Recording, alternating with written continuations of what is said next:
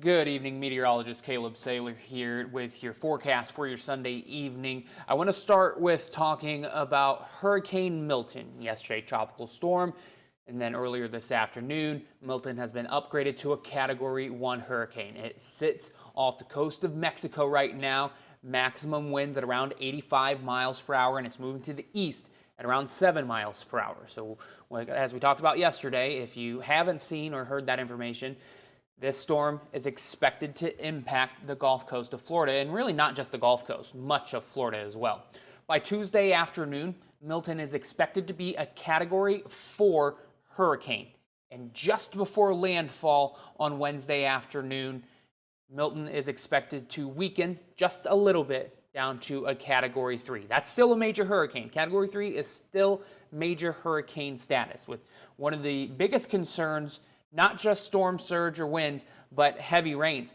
Parts of Florida could be talking about 8 to 12 inches of rain from Milton. And you see the cone there. This cone just tells us where the center of the storm could make landfall. So impacts could be further out than just this cone. So if you have family members that live in Florida and especially along the Gulf Coast, you want to make sure that they're paying attention over the next couple of days to what Milton could do. That way they're prepared for any scenario that could happen, even when we see some changes in the forecast. Now shifting back to home here. We had a cold front move through earlier this afternoon. It didn't really drop temperatures, but you might have noticed that it did drop the dew points. Dew points were in the mid-50s, low 60s by the time lunchtime rolled around today. But you see all of that brown moving towards us. That's that drier air behind that cold front pushing in. And now dew points are in the low 30s. It feels very crisp out there. And while I mentioned that temperatures didn't change a whole lot with the front passing through, it will, because we can see some signs of colder air off to our northwest. There is a frost advisory in place for parts of Wisconsin for tomorrow morning, and that cooler air is going to spill towards us. Is that a recipe for frost in our area? No, not necessarily so, but we'll talk about that here in just a second. Here's your forecast for tomorrow. A high in the mid to upper 60s. We start the day in the mid to upper 40s, so it's a pretty crisp start to the work week, and temperatures don't warm up a whole lot.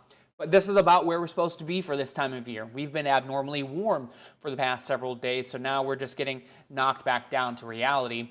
And we have a couple of pretty chilly mornings coming up as well. Overnight into Tuesday, we're talking temperatures dropping down into the low 40s. And yes, even some upper 30s are possible. And that's the same case for your Wednesday morning as well. We backtrack just a little bit. We've got some low 40s, probably 1 or 2 30s in there. So don't be surprised if 1 or 2 places across 21 country experience frost on either Tuesday or Wednesday morning. Will it be widespread? No. It'll be very, very patchy in nature. However, this is about the time of year that we experience our first frost. Late September, early October.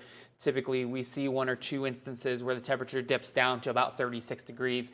And even at 36 degrees, we can get frost at the surface. That's because the air temperature is measured off the ground and the surface temperature is a few degrees cooler. So that's how we can get frost, even though the temperature is not at the freezing mark.